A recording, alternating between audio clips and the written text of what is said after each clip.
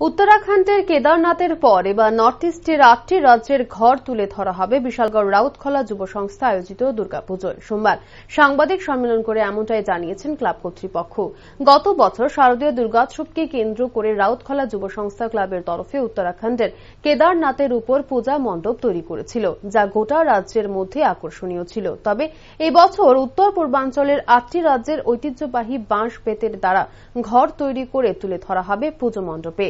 মূলত এই বছর বাঁশ বেতের উপর নির্ভর করে যুব সংস্থা ক্লাবের পুজো মণ্ডপ তৈরি করা হবে। সংবাদ মাধ্যমের মুখোমুখি হয়ে পুজোর থিম নিয়ে আলোচনা করেছেন ক্লাবের সদস্যরা।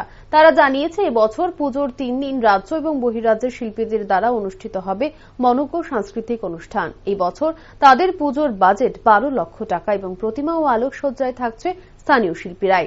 এদিনের এই সাংবাদিক সম্মেলনে উপস্থিত ছিলেন ক্লাব সম্পাদক সৈকত সাহা, পুজো কমিটির সভাপতি মৃন্ময় সাহা সহ ক্লাবের অন্যান্য সদস্যরা।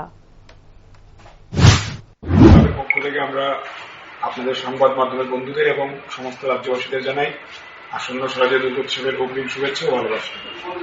আমরা এখন থিম পুজো করে থাকি বিগত 2 বছর ধরে। গতবার আমাদের পুজোর থিম ছিল উত্তরাখণ্ডের কেদারনাথ মন্দির, যেটা সামগ্রিকভাবে সারা রাজ্যে সারা জাগিয়েছিল। এই বছর আমাদের পুজোর থিম হচ্ছে গেটওয়ে টু নর্থ ইস্ট, যেখানে এই বছর আমরা ফোকাস রেখেছি যে বাঁশ বেত দিয়ে কিভাবে ঢেলে একটা সাজিয়ে পূজা করা যায়।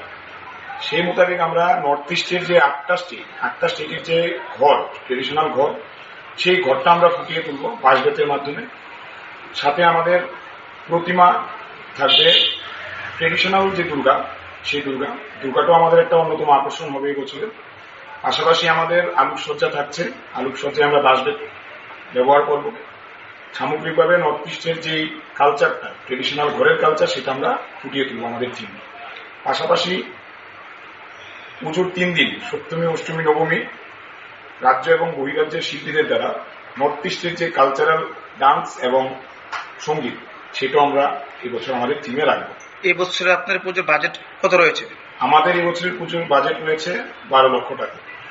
পুরো প্যান্ডেলটাই কি বাঁশের তৈরি হবে? পুরো প্যান্ডেলটাই আমাদের বাঁশ বেতের দিয়ে তৈরি হচ্ছে এবং সমস্ত কাজটাই আমাদের লোকাল শিল্পীরা করছে। মূর্তি যারা তৈরি করবে, মূর্তিও কলকাতা থেকে তার উপরে হাত দিয়ে আমরা তৈরি করছি। বরাবরই আমরা ওনাদের মূর্তি তৈরি করেছি। আলোকসজ্জায় কি লোকাল থাকছে না? আলোকসজ্জায় আমরা লোকাল শিল্পীদের দ্বারাই করি।